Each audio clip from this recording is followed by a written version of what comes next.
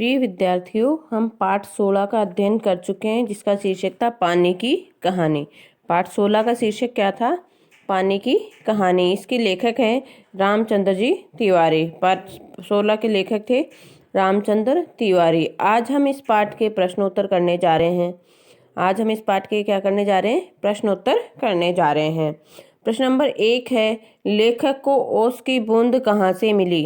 लेखक को ओस की बूंद कहाँ से मिली थी? हमने पाठ में पढ़ा था। सबसे पहली लाइन थी, लेखक को ओस की बूंद बेर की जो झाड़ी है उस पर से मिली थी। बेर की झाड़ी पर से ओस की बूंद जो है कहाँ पर आ गई थी? लेखक की हथेली में फिसल करके आ जाती है। तो इसका आंसर क्या हो जाएगा? लेखक को ओस की बूंद बेर की झाड़ी में से मिली थी। ओस की बूंद क्रोध और घृणा से क्यों कांप उठी थी? ओस की बूंद क्रोध और घृणा से क्यों कांप उठी थी? क्योंकि पेड़ की जो जड़ों से निकले हुए रोए थे, पेड़ के अंदर जो जड़ें हैं जमीन के अंदर, उसकी जड़ों से निकले हुए रोयों द्वारा जब जल की बूंदों को खींचा जा रहा था, बलपूर्वक धरती में से जल की बूंदों को खींचा जा रहा था, उनको खा जाना, मतलब क्या ओस की बूंद लेखक को बता रही है कि किस तरह से पेड़ की जो जड़ें हैं, उनके रोए जो हैं, वो धरती में से ओस की पानी की बूंदों को बलपूर्वक खींच कर ले आते हैं और उन्हें खा जाते हैं। जब यह बात वह लेखक से बता रही थी, तब उसको बहुत अधिक क्रोध और घृणा से वह कांप उठी थी। क्रोध और घृणा से उस समय वह कांप उठी थी। वापस देख लेना, लेखक को ओस की बूंद कहाँ मिली थी? बेर की झाड़ी में मिली थी। बेर की झाड़ी पर ओस की बूंद क्रोध और घृणा से क्यों कांप उठी थी? पेड़ की जड़ों में निकले रोयों द्वारा जल की बूंदों को बलपूर्वक धरती से, भूगर्भ से खींच करके लाना और उन्हें खा जाना। जब उसे याद आया तो उसे याद करते ही बूंद को क्रोध और घृणा से बूंद कांप उठी। हाइड्रोजन और ऑक्सीजन को पानी ने अपना पुरख क्यों कहा है? हाइड्रोजन और ऑक्सीजन को जो है पानी की बूंद ने अपने पूर्वज क्यों बताया, पुरखा क्यों कहा है? क्योंकि जब ब्रह्मांड में पृथ्वी उसके साथी ग्रहों का उद्भव भी नहीं हुआ था, जब ब्रह्मांड जो था उस समय उनके जो साथी हैं, ग्रह हैं, पृथ्वी है, यह जब हुए ही नहीं थे, उद्भव ही नहीं हुआ था उनका, तब ब्रह्मांड में कौन सी दो गैसें थी? हाइड्रोजन और ऑक्सीजन जो दो गैसें थी, वो दोनों गैसें सूर्यमंडल में लपटों के रूप में विद्यमान थी। हाइड्रोजन और ऑक्सीजन सूर्य के अंदर लपटों के रूप में विद्यमान थी, जब तक हमारी पृथ्वी का क्या हुआ था? उद्भव नहीं हुआ था। ऑक्सीजन व हाइड्रोजन के बीच रासायनिक क्रिया हुई दोनों के बीच में, और दोनों के संयोग से किसका जन्म हुआ? पानी का जन्म हुआ। दोनों के संयोग से किसका जन्म हुआ था? पानी का जन्म हुआ था। इसलिए बूंद जो है, पानी की बूंद, ओस की बूंद है, वो क्या कर रही है? ऑक्सीजन और हाइड्रोजन को अपना पूर्वज समझते हैं। वापस सुन लेना, जब हमारी धरती जो है, ब्रह्मांड में जब पृथ्वी का उदय नहीं हुआ था, पृथ्वी और अन्य उपग्रह भी नहीं बने थे, उस समय जो है वायुमंडल के अंदर ब्रह्मांड में दो ही गैसें विद्यमान थी, ऑक्सीजन और हाइड्रोजन, और वो दोनों गैसें सूर्य में लपटों के रूप में विद्यमान थी। फिर इन दोनों में क्या होती है? रासायनिक क्रिया होती है, और उस रासायनिक क्रिया के फलस्वरूप किसका जन्म होता है? पानी का जन्म होता है। उसके संयोग से पानी बनता है। इसलिए इन बूंदों ने क्या बताया है? हाइड्रोजन और ऑक्सीजन को अपना पूर्वज बताया है। पानी की कहानी के आधार पर पानी के जन्म और जीवन यात्रा का वर्णन अपने शब्दों में करो। किस तरह से पानी का जन्म हुआ था, किस तरह से उसकी जीवन यात्रा होती है, उसके बारे में हमें बताना है। तो पानी का जन्म तो कैसे हुआ था? ऑक्सीजन और हाइड्रोजन के बीच रासायनिक प्रक्रिया जब हुई थी, तो उस रासायनिक प्रक्रिया के द्वारा पानी का जन्म हुआ था। जब ब्रह्मांड में पृथ्वी, उसके साथियों जो और अन्य उपग्रह हैं, उनका उद्भव नहीं हुआ था, तब दोनों गैसें किसके रूप में विद्यमान थी? आग के लपटों के रूप में विद्यमान थी ब्रह्मांड में, ऑक्सीजन और हाइड्रोजन दोनों। किसी उल्कापिंड से, कोई एक उल्कापिंड आया था, उससे सूर्य की टक्कर हुई, और सूर्य के टकराने से उनके कई टुकड़े हो गए। उन टुकड़ों में से हमारा जो है ग्रह है पृथ्वी, जिस पर हम रहते हैं, वह उत्पन्न हुआ। और इसी ग्रह में ऑक्सीजन और हाइड्रोजन के बीच में क्या हुई? रासायनिक क्रिया होती है, और दोनों के संयोग से क्या बन जाता है? पानी बनता है, पानी का जन्म होता है। सर्वप्रथम बूंद जो है भाप के रूप में पृथ्वी के वातावरण में इर्द गिर्द घूमती रहती है। सबसे पहले बूंद किसके रूप में रहती है? भाप के रूप में रहती है, जो पृथ्वी में वातावरण में इधर उधर घूमती रहती है। फिर तत्पश्चात ठोस बर्फ के रूप में विद्यमान हो जाती है। तत्पश्चात वह क्या हो जाती है? जम जाती है और ठोस बर्फ बन जाती है और समुद्र से हुई वह गर्म धारा में मिलकर ठोस रूप को त्याग करके किसका रूप धारण कर लेती है? जल का रूप धारण कर लेती है। इस तरह से पानी की कहानी और पानी के जन्म के बारे में बताया गया है इसमें।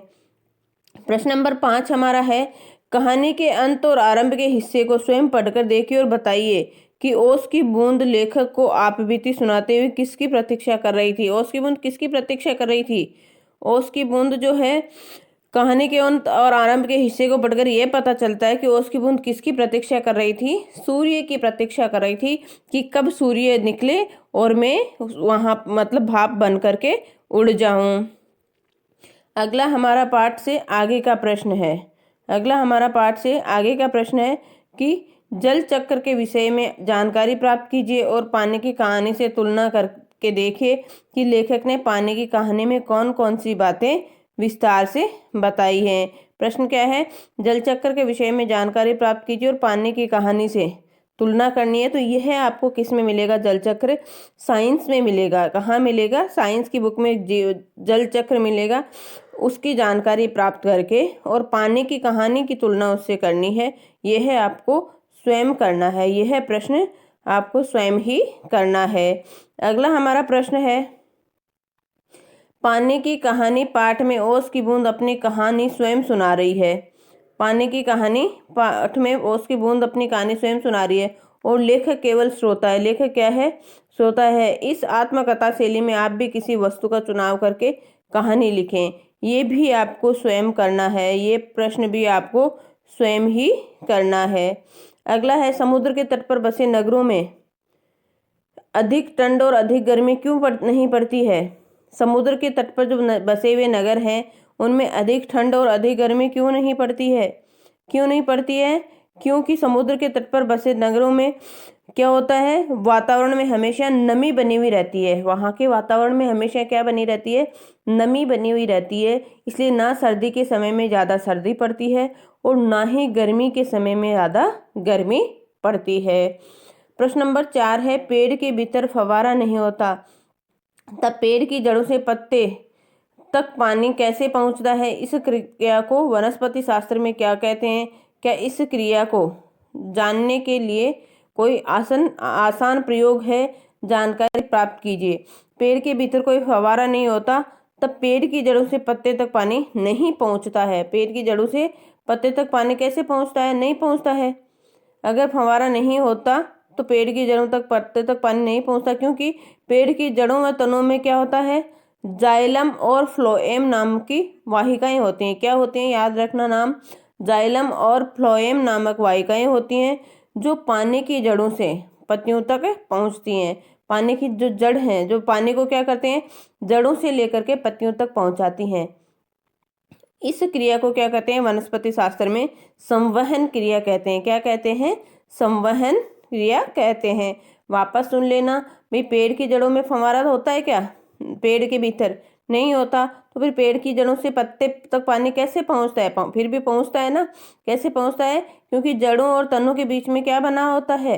जाइलम और फ्लोएम नाम की वाहिकाएं होती हैं और उन वाहिकाओं से ही पानी की जड़ों से पानी जो है जड़ों से पत्तियों तक पहुंचता है। और इस क्रिया को वनस्पति शास्त्र में क्या कहते हैं? संवहन क्रिया कहते हैं। इस क्रिया को वनस्पति शास्त्र में क्या कहते हैं? संवहन क्रिया कहते हैं।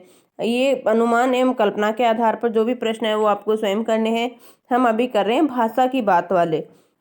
किसी भी क्रिया को पूरी करने में जो भी संज्ञा आदि शब्द संलग्न होते हैं वे अपने अपने अलग अलग भूमिकाओं के अनुसार अलग अलग कारकों में वाक्यों में दिखाई पड़ते हैं। जैसे वह हाथों से शिकार को जकड़ लेती थी। जकड़ना क्रिया है, तभी संपन्न हो जाएगी जब व्यक्ति जकड़ने वाला हो। मतलब तभी संपन्न हो पाएगी जब व्यक्ति जकड़ने वाला हो। कोई वस्तु शिकार हो, कोई वस्तु मतलब शिकार करने वाली वस्तु हो जिसे जकड़ा जाए। इन भूमिकाओं को प्रकृति की अलग अलग इन भूमिकाओं की प्रकृति क्या है, अलग अलग है। व्याकरण में ये भूमिकाएं कारकों के अलग अलग भेदों जैसे कर्ता, कर्म, करण आदि से स्पष्ट होती हैं। ये सारी भूमिकाएं किससे स्पष्ट होती हैं, कारक के रूप में स्पष्ट होती हैं, जैसे कर्ता, कर्म, करण आदि से स्पष्ट होती हैं। अपनी पाठ्य पुस्तक से इस प्रकार के 5 और उदाहरण खोजकर लिखने और उन्हें क्या करना है, भली भांति परिभाषित करना है। तो 5 उदाहरण देख लीजिए, एक बार बता देती हूँ। आगे एक और बूंद मेरा हाथ ऊपर खींच रही थी। आगे एक और बूंद मेरा हाथ पकड़कर ऊपर खींच रही थी। तो पकड़कर क्या है, क्रिया है। पकड़कर क्या है, क्रिया है। उसमें कौन सा कारक हो जाएगा, संबंध कारक होगा। पकड़कर में कौन सा कारक होगा, संबंध कारक होगा। हम बड़ी तेजी से बाहर फेंक दिए गए, तेजी से। अब से किस में आता है, आपने कारकों में पढ़ा होगा, कारक शायद आपने पढ़े हैं। हमने पढ़ा था कर्ता ने कर्म को करण से संप्रदान के लिए अपादान से, ठीक है ना, संबंध का के की अधिकरण में पर, ठीक है। तो इसमें हमने से 2 जगह पढ़ा था, एक तो करण कारक में पढ़ा था, एक अपादान कारक में पढ़ा था। मैंने वाक्य आपको बताया कि हम बड़ी तेजी से बाहर फेंक दिए गए। तो तेजी से बाहर फेंक दिए गए, तेजी से आ रहा है, लेकिन बाहर फेंक दिए गए। तो अपादान में हम क्या पढ़ते थे, अलग होने का भाव जिसमें हो वहां पर कौन सा कारक होता है, अपादान। तो तेजी से में कौन सा कारक आएगा, अपादान कारक आएगा। मैं प्रतिक्षण उसमें से निकल भागने की चेष्टा में लगी रहती थी। मैं में कौन सा कारक आएगा, कर्ता कारक। चौथा वाक्य है हमारा, वह चाकू से फल काट कर खाता है। चाकू से हम अगर किसी चीज को साधन के रूप में लेते हैं तो क्या काम आता है, वहां पर कौन सा कारक होएगा, कर्ण कारक। चाकू से में कौन सा कारक हो जाएगा, कर्ण कारक होगा। बदलू लाख से चूड़ियां बनाता है, किससे बनाता है, लाख से। तो वहां पर भी कौन सा कारक होगा, कर्ण कारक होगा। ये आपको लिखे हुए आपके मिल जाएंगे, आपको लिखना है और याद भी साथ में करने हैं, समझने हैं। जब भी कारक का पार्ट आएगा आपको अच्छे से समझा दिए जाएंगे। अगला हमारा है ये शब्दार्थ। 2 शब्द दिए हुए हैं, सांस्कृत अर्थात कठिनाइयों में पड़ जाना है, बड़ा कष्ट होना। वर्णनातीत अर्थात जिसका वर्णन नहीं किया जा सके। ये भी आपको अपने नोटबुक में करने हैं। इस तरह से इस पाठ के हमारे प्रश्नोत्तर पूरे होते हैं। आपको अपने नोटबुक में लिखने हैं, ठीक है, और व्हाट्सएप पे मुझे सेंड करने हैं, ठीक है। धन्यवाद।